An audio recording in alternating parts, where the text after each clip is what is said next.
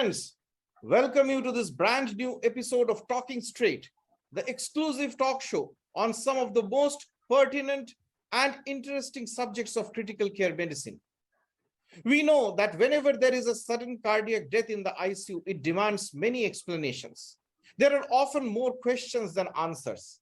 And sometimes we find in a turmoil of loops and nuts to decide that which questions and which answers should appropriately match each other. Today, our subject of discussion is sudden cardiac death in the ICU. And to discuss this, we have two eminent intensivists of the country, Dr. Sundar Tipparaju from Hyderabad. Welcome you, sir, in Talking Straight. Thank you, sir. Thank you. Good morning, Jim. I also welcome another eminent intensivist from Faridabad, Dr. Supradip Ghosh.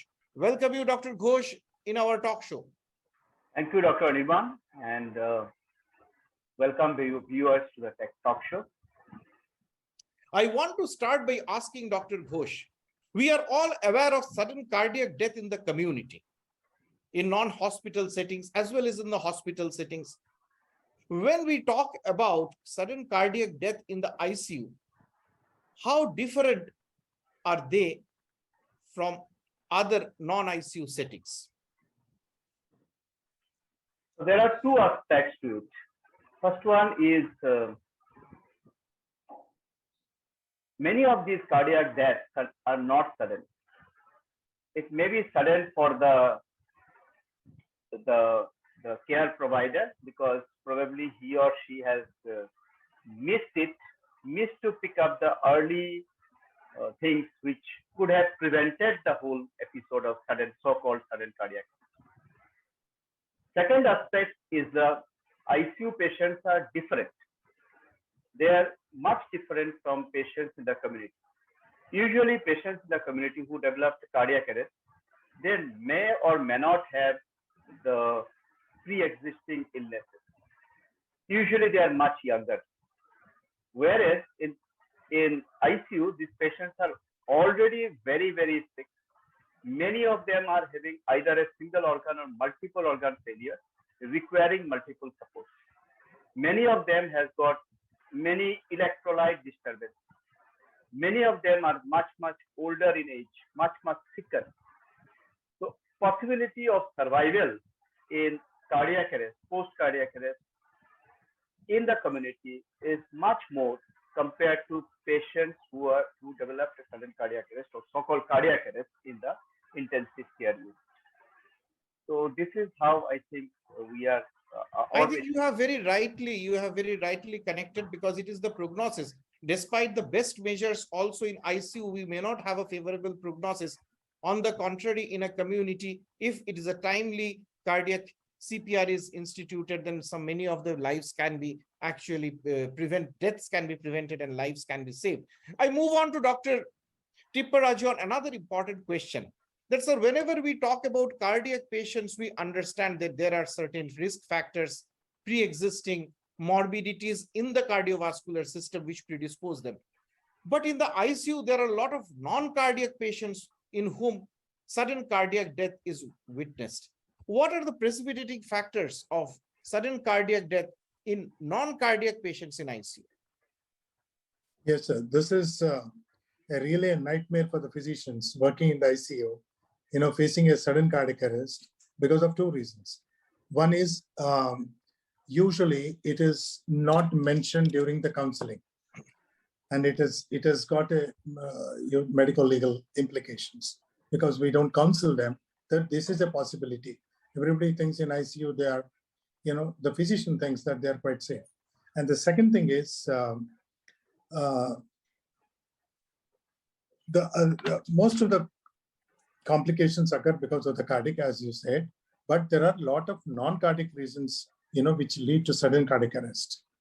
So normally in our practice, we have seen, sir, the most common things which I can enumerate the list are, one is an all of a sudden aspiration, which we never thought so that he would. And usually this occurs, post-weaning, about to get discharged out of the ICU, this suddenly happens.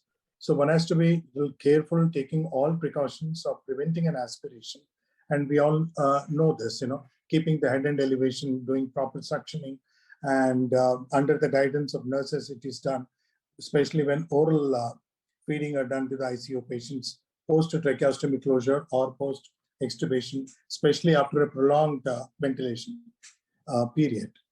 The second, the commonest I think of it is a pulmonary embolism, which is usually missed out in ICU setting in spite of many times taking adequate precautions, either in the form of pharmacological prevention or in the form of mechanical prevention. If we don't take, then the risk of embolism, usually it is missed in ICUs.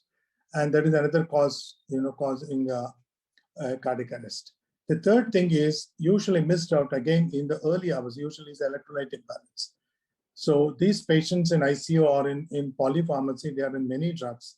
And diuretics is one of the common drugs which we use. And electrolyte imbalance is one of the causes one has to keep in mind thinking of a sudden cardiac arrest. And many times we have seen, sir, with our experience, that there are a lot of problems with the life support system, which lead to arrest. For example, the patient is on life support, there is a disconnection, or there is an obstruction in the ET tube, and because of the high pressures, there is a barotrauma, or suddenly there is a non-identification of the alarms if we don't properly set the alarms, either because of peak pressure or because of hypoxia. If they go unnoticed, if the staff is not alert and attentive, that will lead to cardiac arrest. Then another thing we have seen is a continuous oxygen supply. We have heard many a times, a discontinued oxygen supply suddenly leading to cardiac arrest in ICU is not uncommon. And other causes can be wrong medications, which do occur. And unfortunately, in our country, there is no quantification of those errors, documented. And the other thing is, whenever new medications are given or a proper history is not taken, anaphylaxis many a times, can be a cause of arrest because of severe bronchospasm leading to hypoxia or having hypotension because of anaphylaxis. Though in the ICU properly monitored, sometimes, they also cause death. And of course, vasovagal or tracheostomy tube blockade, sometimes, a fall of a patient within the ICU, especially very, very, unstable patients. Sometimes we have seen, sir, during some invasive procedures, an unforeseen arrest too occurs, and inadvertent puncture of the artery, also can cause cardiac arrest. And we have seen in some of the life support system where there is a discontinuation or a disconnection of the vascular axis, also led to bleeding, and we have heard this occurring in the ICUs. The other thing is, especially patients on severe sepsis and septic shock, if we did not prognosticate them to the patients, this is also can be one of the unforeseen cardiac arrest that can occur. And we have seen some patients with malignant hypertension or accelerated hypertension coming with aneurysms. Either it can be a Benny aneurysm or an aortic aneurysm leading to sudden arrest.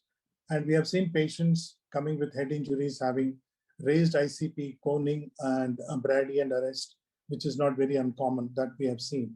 And sometimes patients are poisoning for unknown reasons, will have a sudden cardiac arrest. All these things, finally the occurrence is a standstill heart because of either VT or absolutely, sir. Probably you have elaborated most of the causes and rightly accounted for the major causes of cardiac arrest occurring in non-cardiac patients, with special emphasis on pulmonary embolism, on iatrogenic causes, electrolyte imbalances, of course, but there are certain rare causes too. Now, having understood that the chances of survival is poor in ICU following sudden cardiac death, I want to know from Dr. Ghosh that finally, who survives after cardiac arrest in ICU? Very difficult question to answer. Who survives? Obviously, the less sicker patient, the chance of survival is more. younger the patient, the chance of survival is more. The longer the stay in ICU, the chance of survival is worse. And most importantly, of course, I would like to more emphasize on the prevention rather than how to improve the survival. It's a prevention. Dr. Tipparaju has mentioned about the DVT profiling. I think there are the cardiac arrest and the prognosis of intensive care unit can be of two aspects to it. Again, first aspect is the patient-related factor, and the second aspect is the process-related factor. We don't have much control over the patient-related factor because that will again depend upon how sick the patient is, how younger the patient is, how long the patient is there in the intensive care unit. What we can improve is the process-related things. How we can improve our processes, how we can take care of our prevention bundle. And one important prevention bundle is, of course, Dr. Tipparaju has mentioned about the DVT profiling and pulmonary embolism being a very important. Second important aspect is who is taking care of this patient. A trained intensivist taking care of the patient round the clock. 24 hours availability of a trained intensivist who can take care of each and every aspect of critical care and management of sick patients, right from diagnosis to prognosis to communication and to final management. This makes a lot of difference. So an emphasis should be placed across the country to improve availability of trained manpower in the intensive care unit.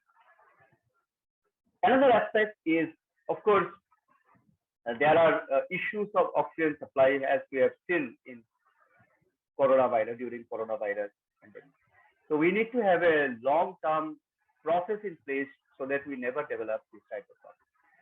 We know about the care bundles of something like fast hug. Somebody can have a fast hug or similar type of thing. I use something called innovation. So we fast hug covers only 7 things or 8 things. I cover 10 things. So every intensivist or every director of the intensive care unit must develop a process by which his or her team can take care of each and every aspect of intensive care which can lead to the problem, right from electrolyte imbalance to hydrogen ion problems. It can be acidosis, alkalosis, to picking up the thrombosis like pulmonary embolism or myocardial infarction early. Understand the early signs that bradycardia is happening. It's not a question. You can either develop a bradycardia, you give atropine. But the question is not giving atropine. Question is why this gentleman or lady is having bradycardia. Question is not just giving oxygen because the patient has got hypoxia. Question is why this lady or gentleman has got hypoxia. You need to, somebody has to be there to actually think about why this gentleman is having hypoxia, or why this, because if you continue to have hypoxia, then obviously he or she will have an arrest. Somebody misses a pulmonary embolism or somebody misses a pulmonary edema because of myocardial infarction and just give some oxygen to it, you are going to land up in arrest. So for me, Anirban, one aspect is definitely prognostication, but second and more important aspect is to do a more preventive and proactive. Yeah, I get your point. I get your point that it is the process on which we actually have control and not much on the patient. So maximum focus of energy should be on the process rather than. Dr. Raju, another important question which arises in this context to what Dr. Ghosh just now said, that you have to focus on our process, and one of the important processes is CPR. Now with the availability of mechanical CPR machines also. Now, how can the improvement in the quality and timing of CPR improve outcome after SCD in ICU? And if yes, how? So the most important thing is to improve survival during the cardiac arrest, which commonly occurs in the hospital setting, as well as in the ICU itself. There is usually a quantitative difference in the severity of the illness, if not in the quality difference on the provision of the organ support. This is one aspect. The second aspect is the formation of a robust code blue team. and we all know that what the code blue team consists of. So the maximum problem occurs in the mechanism of alerting the team. Sir, excuse me, sir, the code blue team is meant for in other hospital settings. When we are talking in the ICU, it is probably we already have a team in place in the ICU. We don't need a code blue team from outside. Yeah. No, I'm talking of, that arrest occurring in the hospital. In the hospital setting. Okay, outside the ICU, in the hospital. Those patients are immediately shifted to the ICU, and usually death occurs there. That they are declared in the ICU. So that's the reason I was telling, that resuscitation part and a properly trained team, that makes a huge impact on the outcomes. Another important point, which also Dr. Ghosh mentioned, was about the process improved, is an improved monitoring. Now, we all know that the kind of monitoring which is available across the country varies markedly, widely. Even in the same city, it varies widely from the setup to setup. And more than the monitoring, the one who is following that monitor, also the quality of person also varies a lot. How important is it to have monitoring or to standardize monitoring in order to prevent sudden cardiac death? I will go to Dr. Tipparaju first, then I will come back with the same question to Dr. Ghosh, because this is a very important question. Yes. So monitoring plays a very important role in this, especially the cardiac monitoring, So many times, keeping both the leads, lead 2 and lead 5 for arrhythmias and ischemic detection, and for an early detection of arrhythmias. And the second thing is, when we talk of the non-invasive monitoring, is a pulse oximeter. Now it has become the rage of the world. Everybody knows about it, and the importance of this, which can nevertheless undermined in the ICU, set up in proper monitoring of the patient. The most important thing which I give emphasis upon is a proper alarm adjustment in the life support system, which is what has to be taught to the nursing level. That is where, like in the absence of the consultants or in the absence of the doctors, nurses miss out on this, and a little bit of latency or a little bit of ignorance or a little bit of, in this particular monitoring will lead to a lot of deaths, which we have seen. And the most important is, as Sir was telling, it's an alert and an awake staff has got a huge impact when we cover the ICU 24/7. And any patient in the ICU, it is a dynamic process. The outcome all depends on the pathological condition with which is the ICU turning back to the normal physiology. So when it is dynamic and alert and awake, staff plays a huge role.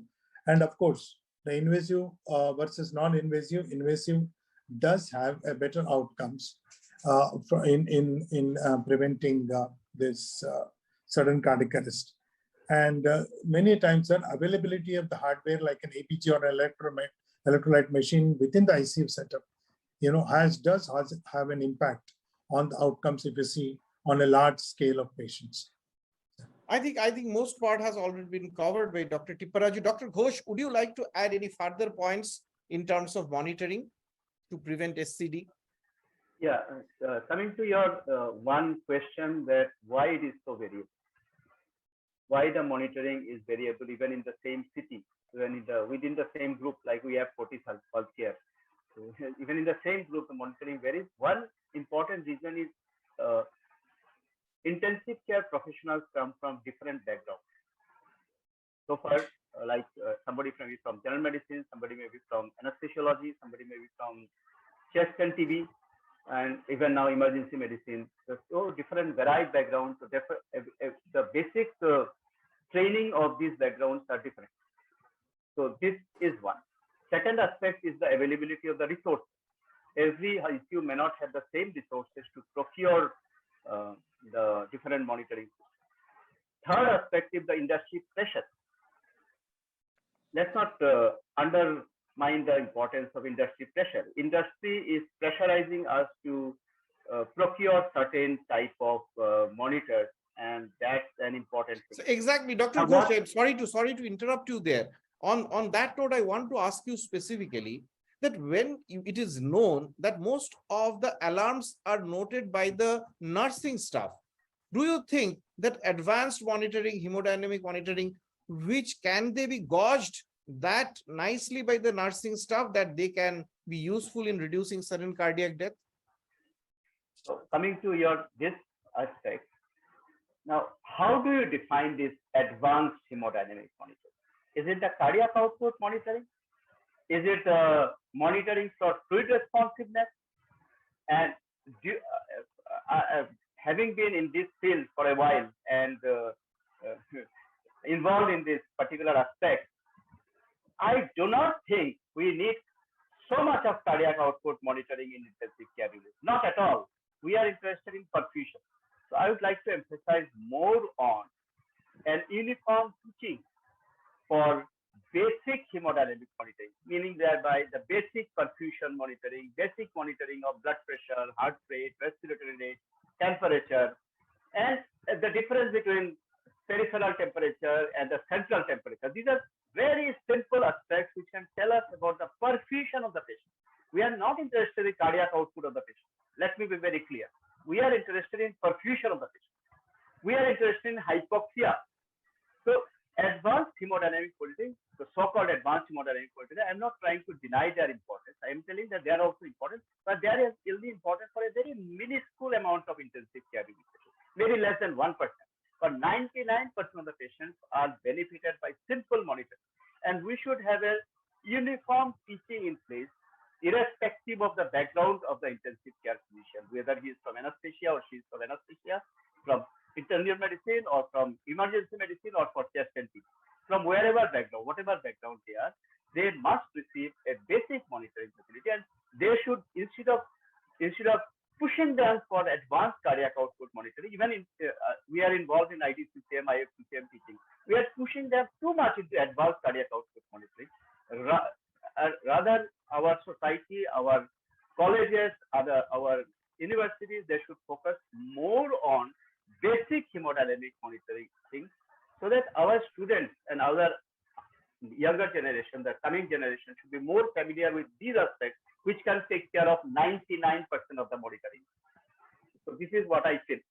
Very rightly said, Dr. Ghosh. I'm coming to you with another important question. Important because it has a lot of medico-legal implications too.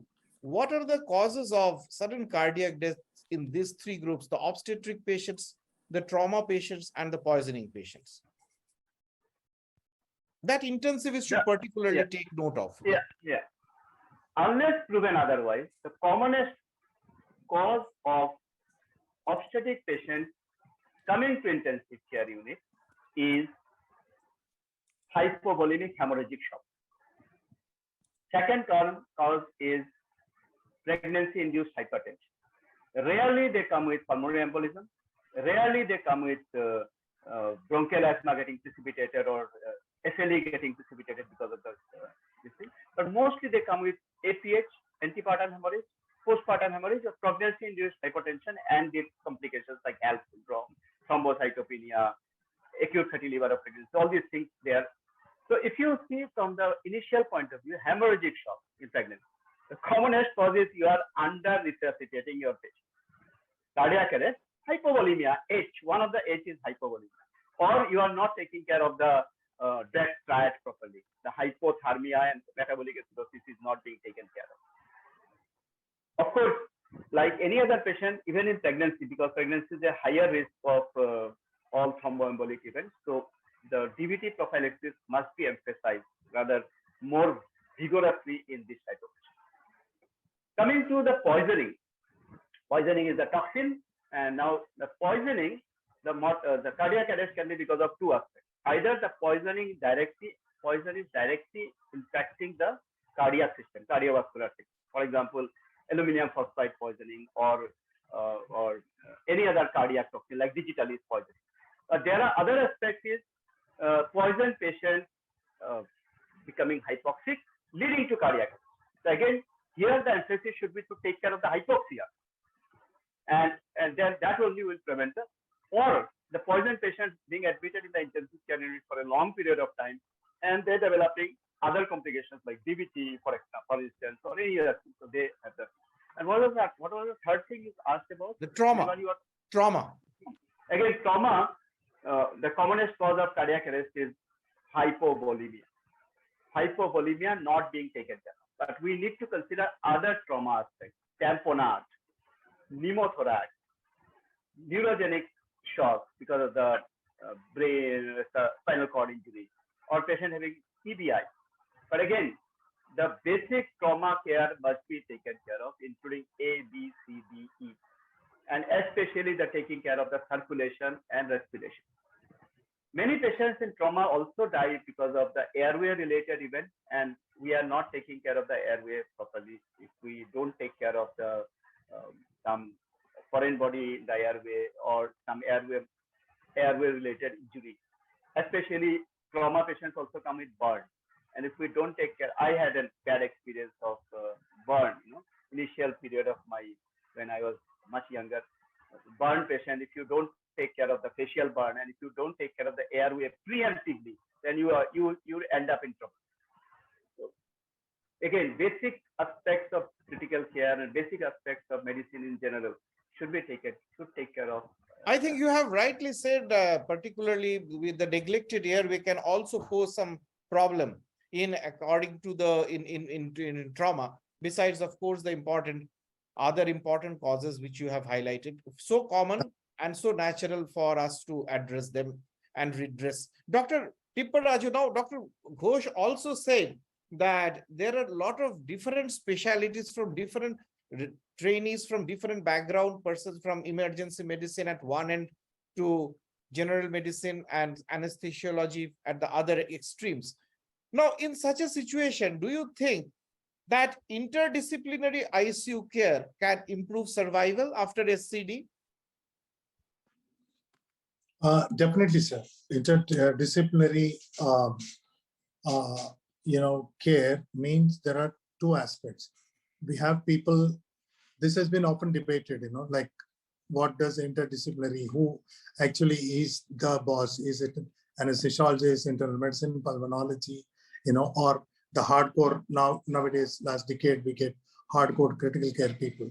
So interdisciplinary definitely helps because always for the outcome of the patient, a good knowledge base and a skill set is mandatory.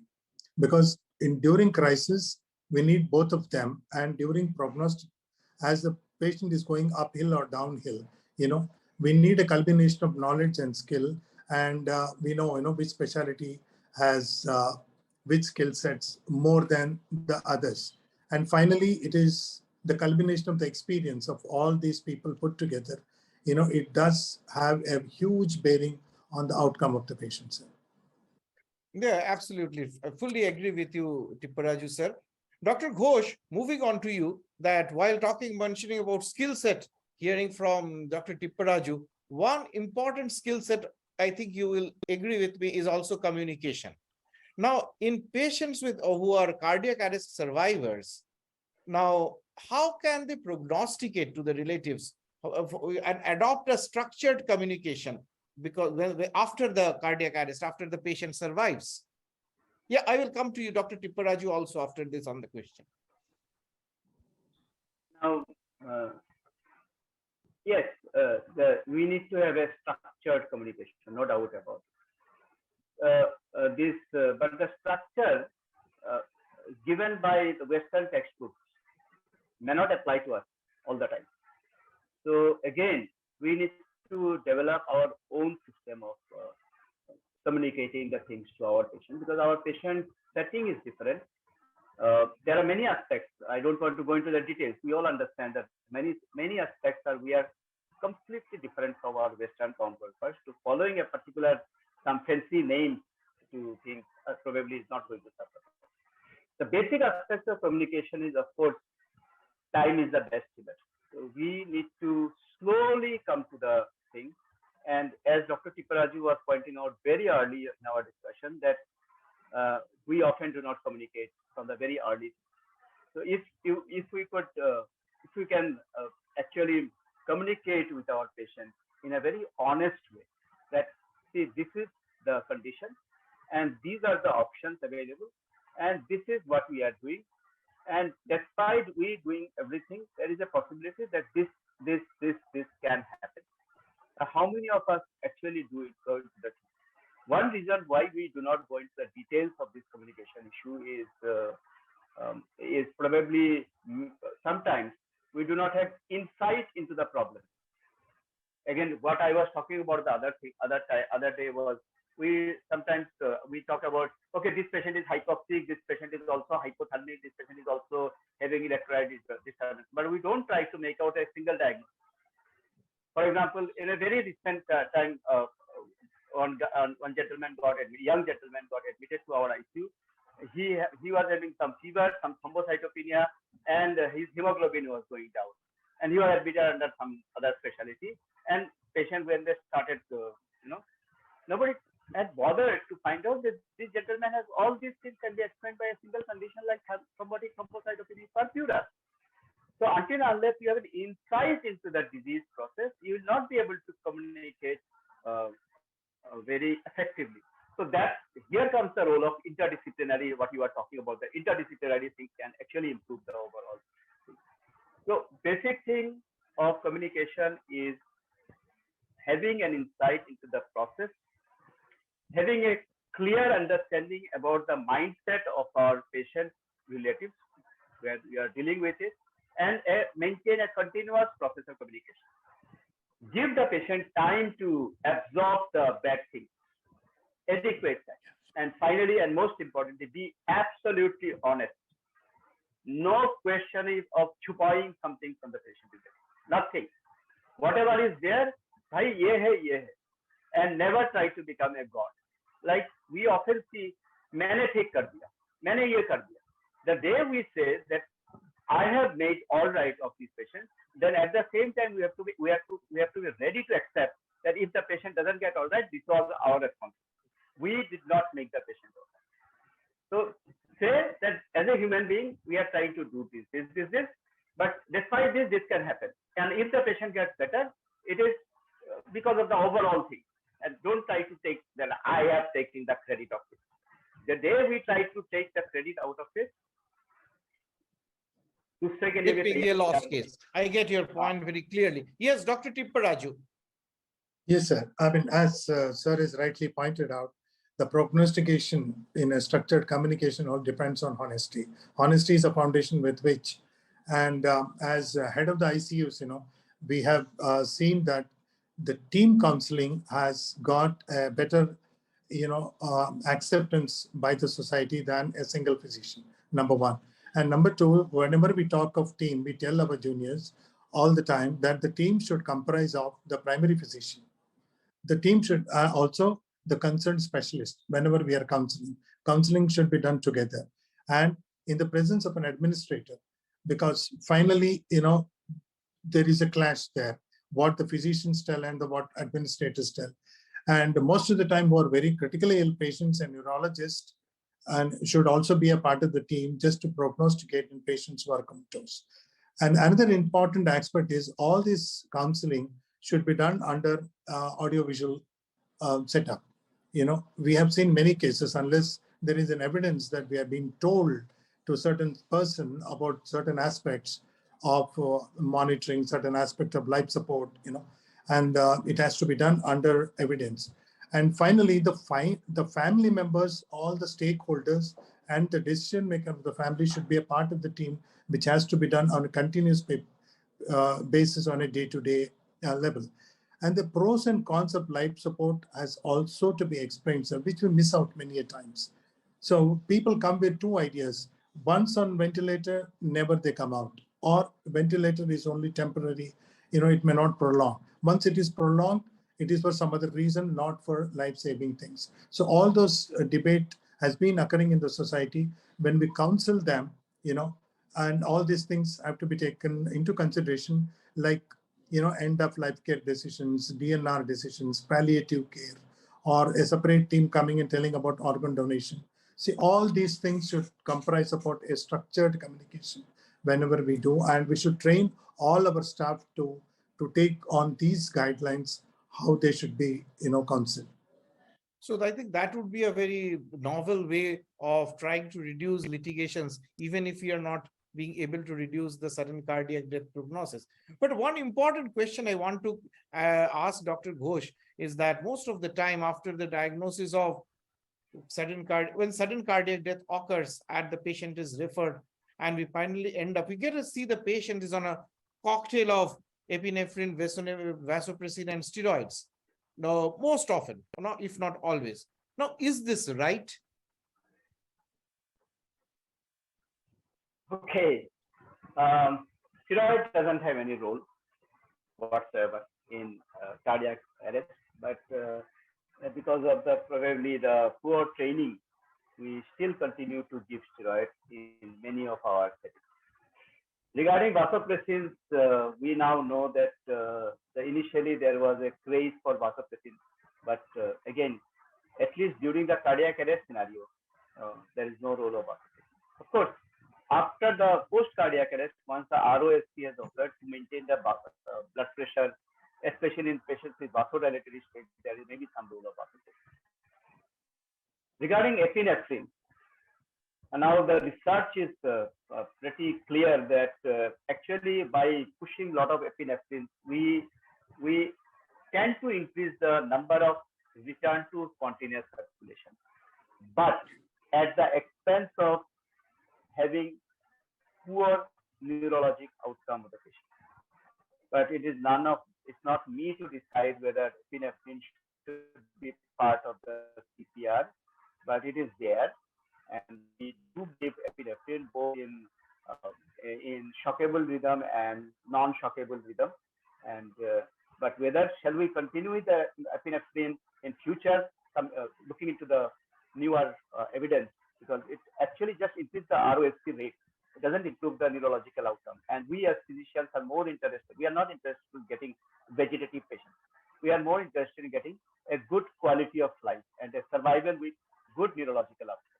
But that decision has to be taken by the different resuscitation bodies, resuscitation councils.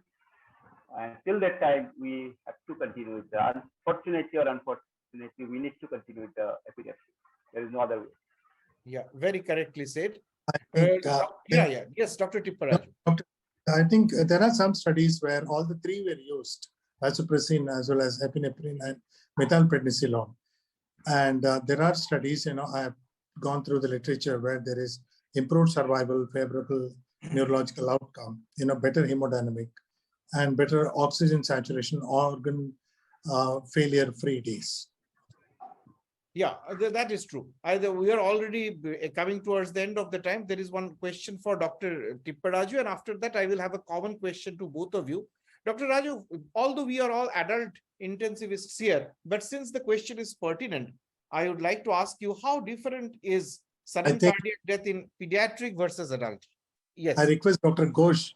I think he's a better person to answer this. Okay, I pass on to Dr. Ghosh. Sure. We need to understand the physiology and pathophysiology of cardiac arrest in adults and cardiac arrest in children, especially in community setting. In intensive care unit setting, it's different. But if you see from the community setting, the cardiac arrest in adults are mostly related to the cardiovascular issues. Means it's mostly because of myocardial infarction is probably one of the biggest cause of cardiac arrest in adults. Whereas in children, the commonest problem and commonest occurrence of cardiac arrest is because of primary respiratory pathology leading to cardiac arrest. So if you consider the pathophysiology, obviously while resuscitating such patients, our emphasis for adults is to provide more vigorous cardiac compression. And in fact, there is a concept of hands-only CPR. Till the time the advanced cardiac life support team is not there, you just continue with the compression. There is no need of providing ventilation. It is absolutely different in pediatric cardiac. Pediatric cardiac arrest, the emphasis is on the ventilation part. So similarly, the emphasis is on providing the first 2 cycles or 5 that 2 minutes of CPR. Only after that you provide the shockable shock and other things in pediatric cardiac. In adult cardiac arrest is different. So there is a difference obviously because of the size of the children. The depth of the compression is different, so the rate remains same. The depending upon the how many resuscitation personnel are available, we go for 15:2. That means every 15 compression you give 2 uh, breathing for babies, the children. Whereas for adults it is 30:2. For every 30 compression you give 2 breaths. Is it the emphasis is on again on ventilation? Again, for anatomical things, while we provide the compression strength of the compression is different. In adults, it is always a 2-hand compression. Whereas in children, especially below 8 years of age, we go for 1-hand compression. Or even for very small babies, we go for 2-finger compression or circumferential compression. So there are different aspects of the things. The most important thing is to understand the pathophysiology. Hypoxia is the predominant thing in children, whereas cardiac arrest, cardiovascular, the myocardial issue is the more predominant. So very rightly said that this is the primary cause is hypoxia. So many times it is preventable, and even if it occurs, death can be prevented probably by implementing necessary measures and correcting the abnormalities. Now, moving on to the last question to both of you, and this will be a common question. I will start with Dr. Tipparaju, sir. That, sir, in order to prevent sudden cardiac death in the ICU and to prevent death if something has set in, what would be your 3 important considerations that you would abide by? I will ask the same question to Dr. Ghosh as well. But first to Dr. Tipparaju. Based on our experience, sir, we have seen there are 4 factors which have a huge impact on the outcomes in the ICU. One is, as we discussed, it is monitoring. The second is a higher doctor-nurse ratio, especially when the ICU are crowded, or we have seen during pandemics and non-pandemic, very busy ICUs. This factor does have. The third factor have an effect, and the third factor is the supportive therapy, the availability of the supportive therapy, and the fourth one is the medical response. So these 4 have a huge impact, according to me, have a good outcomes in the ICU. Sir.